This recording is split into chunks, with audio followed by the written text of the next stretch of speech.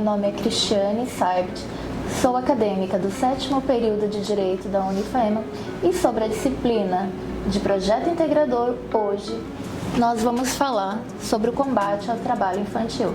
E para aprimorar, para enfatizar, eu fico muito lisonjeada com a presença da doutora Lana Berkenbrock. Tudo bom com a senhora? Tudo bem, Cris. Eu que agradeço o convite e é sempre uma alegria estar aqui na FAEMA. Retornar à FAEMA e estar aqui com vocês. E teremos mais projetos no futuro, hein? Vamos lá. Doutora, como que nosso tema, trabalho infantil, e sabendo no contexto econômico, hoje há uma grande dubialidade sobre o entendimento de trabalho infantil. No intuito, nós temos jovem aprendiz, menor aprendiz e, ao mesmo tempo, esse trabalho infantil. Como que a gente define isso tudo nesse patamar da sociedade? Então, Cris, o trabalho infantil é todo o trabalho que é exercido por crianças e adolescentes em idade abaixo do permitido em lei. O trabalho, o que seria a idade? São abaixo de 16 anos, você tem a possibilidade, então, de trabalhar como menor aprendiz, acima de 14, e 16 anos você pode trabalhar já normalmente, desde que respeitados alguns critérios, que não pode trabalhar em ambiente insalubre, perigoso e nem em horário noturno. Então, vamos lá. Então, voltando, 14 anos ele pode entrar como menor aprendiz. Exatamente. Continuar na escola. Os critérios, né? Que seriam esses critérios? Próprios. Você tem uma jornada reduzida de trabalho, tem que estar matriculado na escola, você tem que estar matriculado também em um curso profissionalizante. Então, tem alguns critérios específicos deste contrato de trabalho, que é do jovem aprendiz. No caso, tem que estar na escola, tem que estar na escola pelo menos meio período. Sim. E aí... E a jornada de trabalho também é reduzida, né? Por conta consequentemente, disso, né? não vai ganhar igual, logicamente, né? Não. Obviamente. Sim. Quais são as principais causas do trabalho infantil hoje no Brasil? O que faz com que nós ainda tenhamos um grande índice de crianças no mercado de trabalho, que o pai, às vezes... não cobra tanta escola, ele prefere, às vezes, esse menor de 14 anos, ele prefere largar a escola e ir para o mercado de trabalho. O que leva isso a acontecer? Então, existem várias causas, assim, na sociedade que induz a criança a trabalhar, né? E a principal é a pobreza e a miséria, né? Sim. Então, que a criança acaba que ela tem que participar da família, ela tem que produzir, ela tem que trazer o dinheiro para ajudar a manter a família, né? Tá, mas eu tenho meu filho, eu posso colocar ele ajudar dentro de casa? Então, isso é uma coisa que a gente tem que pontuar bem. Tem a questão lúdica, pedagógica, que é da criança, você ensinar a criança a arrumar uma cama, lavar uma louça. Isso não caracteriza o trabalho infantil, né? Agora, a criança ser explorada para ela trazer dinheiro para casa, para sobrevivência da família, isso sim. Então, é uma coisa que a gente tem que pontuar bem, porque muitas pessoas... Até a gente escuta muitas frases assim, melhor trabalhando do que na rua. Melhor, tipo assim, a criança não quer estudar, né? Mas então é uma coisa que a gente tem que pontuar bem, né? A questão, assim, de você ensinar a criança de forma lúdica, pedagógica, o trabalho, isso sim é uma forma que engrandece, que vai aprimorar, né, a criança, o desenvolvimento da criança. O que não pode mesmo é a criança ter essa responsabilidade, né? Aqui na nossa cidade é bem comum, principalmente para quem frequenta ali a Avenida Canaã, quando dá 10, 11 horas da noite. Não sei se já aconteceu com a senhora. Já tá ali sentada, né, com os amigos. E aí, de repente, vem uma criança né? vendendo bombom. E aí, como é que faz? Isso já é uma coisa que a gente tem que se preocupar, né? Então, aqui, assim, acho que vai ser uma das questões que a gente vai tratar. A nossa região aqui, o que mais a gente vê, o trabalho infantil dentro doméstico, rural, nas ruas, assim, as crianças na rua, a gente vê esses episódios. Não são tantos, porque a gente mora num lugar pequeno, né? Mas nos grandes centros a gente vê muito isso, né? E isso sim é uma forma de explorar, de fazer. Imagina, a criança está ali, normalmente é à noite, né? A gente está ali num restaurante, chega a criança ali 10 horas da noite, está na rua, ela está exposta várias... A N riscos, riscos. Então, isso é preocupante e caracteriza, assim, o trabalho infantil, né? Sim. Tem algum caso, a gente falou desses casos, desses meninos na Avenida Canaã e tal, mas tem algum caso, assim, que você conheça, que ou já tenha visto, ou colega seu, referente a esse trabalho infantil? Então, assim, no nosso escritório, a gente nunca teve contato com nenhum caso, né? Mas tem uns casos emblemáticos no Brasil, tem um caso que eu posso citar até aqui, que é das crianças que trabalhavam numa carvoaria no Mato Grosso do Sul. E isso até foi precursor de um programa, o PET, que é Programa de Erradicação do Trabalho Infantil. E elas eram submetidas a trabalho perigoso, insalubre, né? Então, isso é um caso bem emblemático, né? E hoje, assim, atualmente, a gente também tem uma situação específica e preocupante também, que é das crianças que estão trabalhando na internet. Nossa, muito. YouTubers, TikTokers. Então, assim, é uma questão que nem tem uma legislação própria, porque não tem ainda... Mas, então, e aí? E aí? Que a gente... Como que combate isso, né? E é bem difícil, porque eles estão no ambiente familiar, né, normalmente. Sim. Estão dentro de casa. Estão dentro de casa. Sob a supervisão dos pais. Supostamente. Só que isso não deixa de criar consequências na criança, né? Exato. Emocionais. Falando nisso, vamos falar de fofocas. Você tem acompanhado pela internet a treta das TikTokers de 15 anos? Eu ouvi falar. São TikTokers de 15 anos, gente. Elas têm milhões de seguidores, elas vivem daquilo. E agora, uma delas, namoradinha do filho do Luciano Huck, tem uma repercussão por causa do término desse namoro. Sabendo que essa menina, menor de idade, é uma figura pública que vive, né, desse salário, aí tem todo uma questão de repercussão pública, que voltando para ela, o que acaba afetando também todo o desenvolvimento cognitivo e psicológico dela. Com certeza. Porque como que é essa menina na escola amanhã? Com certeza. Mesmo não sendo um trabalho pesado, né, digamos assim, braçal, né? Mas tá sujeito a outros tipos de... E o que me preocupa é justamente isso, não ter uma legislação apropriada. Regulamente, né? Exato, então isso me causa uma certa... Tem a legislação trata sobre esse trabalho cultural, né? Só que ainda não infantil, né? Então isso eu acho que é uma questão que ainda vai surgir aí, que vai ter que regulamentar, né? Não tem como... Não tem mais como não falar sobre não isso. fazer.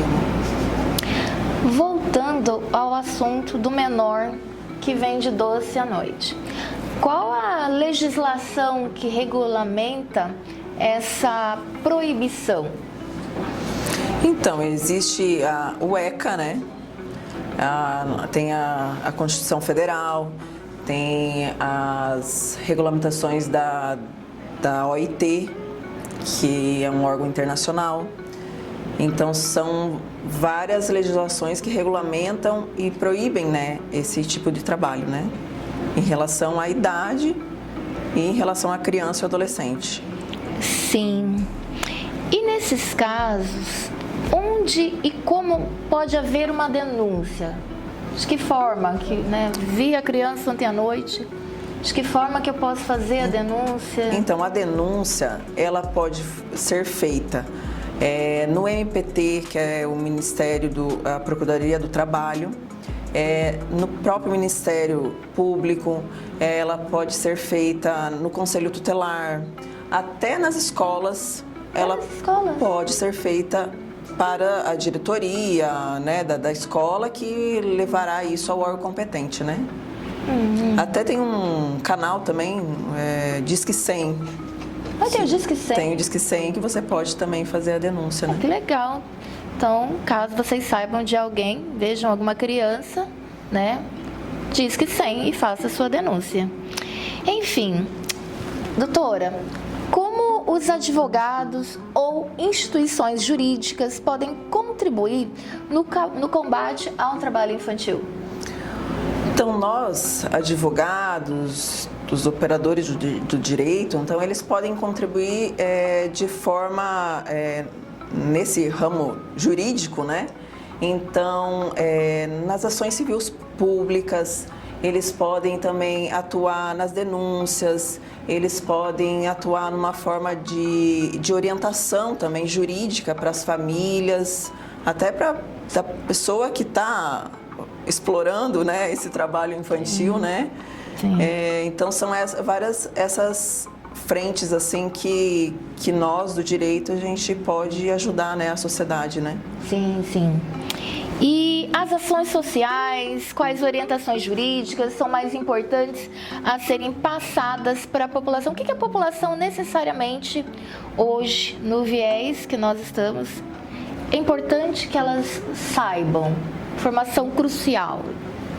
Sobre o combate ao trabalho infantil, né? Então, assim, eu acho que o mais importante é você orientar, né? Sim.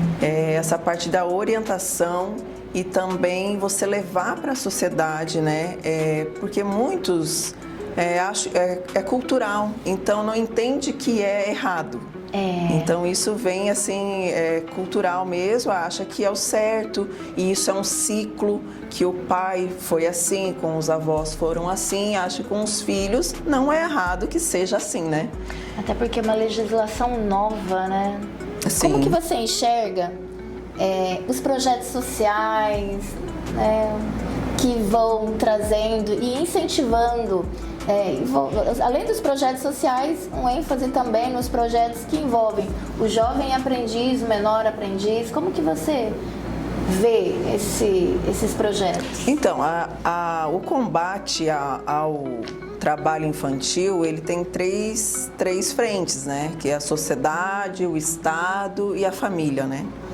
E esses trabalhos sociais, tanto com iniciativa do Estado quanto da sociedade, e isso ele vai nos ajudando na erradicação, né, do trabalho infantil, né? E são trabalhos sociais que vão buscar orientar as famílias, orientar a sociedade, né, a procurar os direitos, a aplicar de forma correta, né, a cuidar das crianças, né? E acho que essa que é a iniciativa e o objetivo dos trabalhos sociais, né, na sociedade. Na sua opinião, o que pode melhorar na legislação ainda do combate ao trabalho infantil? Então, o que a gente precisa não é nem melhorar, mas regulamentar mesmo essa questão do trabalho aí na internet, né? Das crianças trabalhando nas redes sociais. Como youtuber, tiktokers, e isso é uma questão que vai precisar regulamentar, né? Sim. Que mensagem que você deixaria aos jovens e estudantes que querem atuar em causas sociais como essa? Então, nós, estudantes do direito, ou seja, de todas as áreas, a parte técnica a gente aprende, A parte da prática, a gente vai aprender, a gente vai se desenvolver. Só que eu acho que a parte humana é uma questão que a gente precisa sempre estar preocupados, né? Sim. Porque essa questão, inclusive, do trabalho infantil não é só legal, técnico, é muito assim humano, né? Sim. Então é uma questão que os jovens estudantes, eles precisam se preocupar, né?